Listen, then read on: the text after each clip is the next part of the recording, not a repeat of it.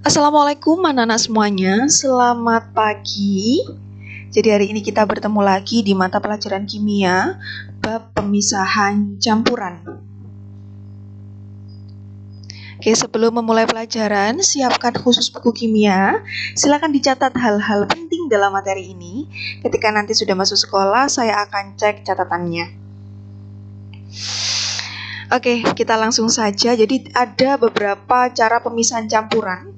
Yang pertama berdasarkan perbedaan ukuran partikel atau pengayaan atau penyaringan atau yang disebut dengan filtrasi. Kemudian yang kedua berdasarkan perbedaan titik didih atau destilasi atau penyulingan.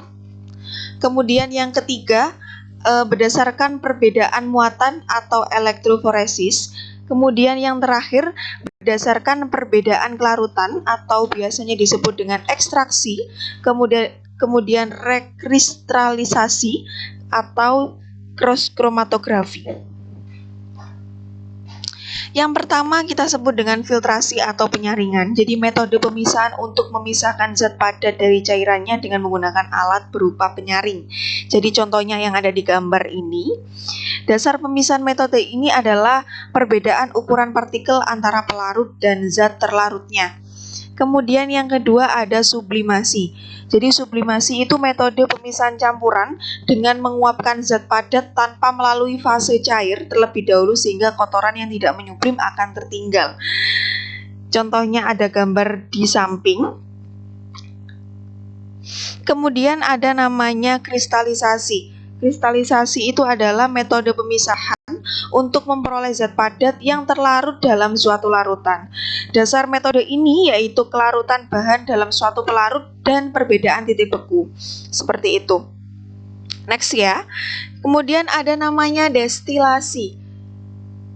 Destilasi adalah metode pemisahan untuk memperoleh suatu bahan yang berwujud cair yang terkotori oleh zat padat atau bahan lain yang titik didihnya berbeda. Ada gambarnya di situ cara pembuatannya.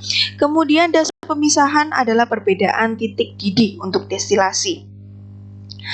Kemudian yang selanjutnya ada ekstraksi. Jadi ekstraksi itu adalah metode pemisahan dengan melarutkan bahan campuran dalam pelarut yang sesuai.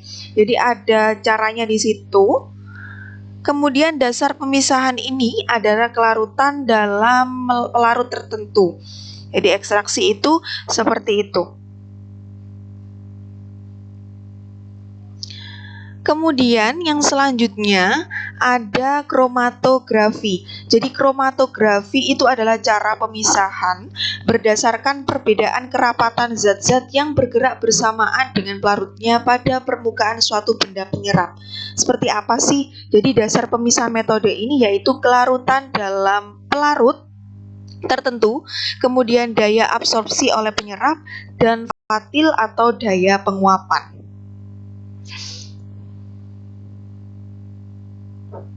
Nah, yang terakhir ada namanya sentrifugasi. Jadi sentrifugasi itu adalah teknik pemisahan campuran yang dilakukan dengan memanfaatkan gaya sentripetal. Itu. Kemudian dasar pemisahan metode ini adalah pemutaran objek secara horizontal pada jarak tertentu.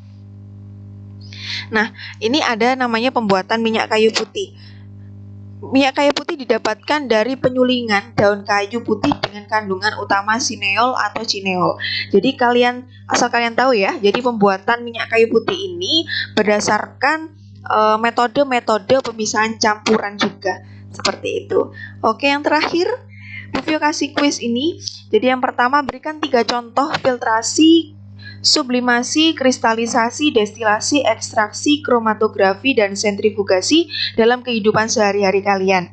Kemudian kuis yang kedua, jelaskan tahap-tahap cara pembuatan minyak kayu putih. Jadi tadi sudah saya jelaskan, jadi minyak kayu putih itu ada beberapa tahap untuk campuran.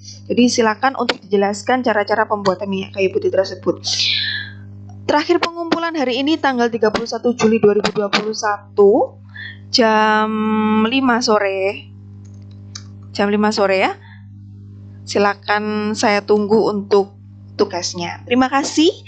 Semoga bermanfaat untuk hari ini.